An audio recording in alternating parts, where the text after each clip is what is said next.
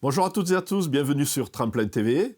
Aujourd'hui, on a à nouveau Emmanuel Ducluseau avec nous. Bonjour Emmanuel. Bonjour Patrick. Bonjour. Emmanuel, il est expert en prise de parole en public et aujourd'hui, il voulait nous parler des neurones miroirs. Alors là, tu vois, les neurones miroirs, c'est quoi? À quoi ça sert? Alors je t'ai demandé si tu avais un citron. Oui, Il y en avait un. Plutôt que de te faire une explication sur ce qu'est les neurones miroirs, on va s'en servir. Ok.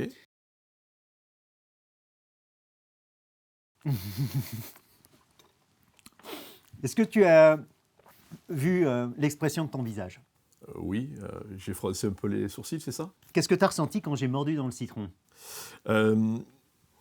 J'ai senti presque cette acidité qui montait dans ma bouche, ouais.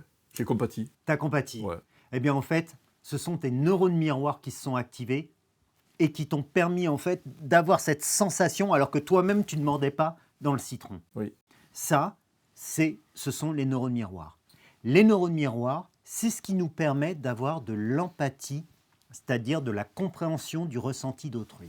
À quoi ça sert en prise de parole? En prise de parole, c'est un levier que très souvent on oublie. Prenons un exemple.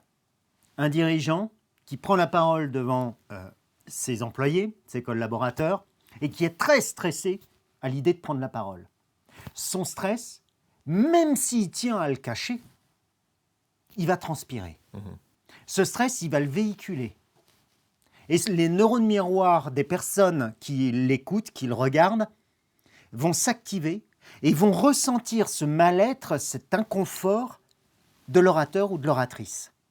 Et un public qui est en inconfort va évidemment se mettre dans une forme d'empathie, dans une compréhension. Il a mal pour la personne, Oui. Sauf que quand on a mal pour la personne, on est focalisé sur elle et on n'écoute plus ce qu'elle dit. Le message passe plus. Donc le message passe plus. Donc très puissant. Très puissant, il est important du coup de maîtriser la gestion de son propre trac, de son stress au niveau de la prise de parole. Alors, ok, là tu nous as parlé, le chef d'entreprise est stressé de prendre la parole, mais en fait, il y a des chefs d'entreprise qui sont très à l'aise en prise de parole. Et tant mieux. Oui. Et tant mieux. Être à l'aise en prise de parole, c'est très bien. Ça a un danger.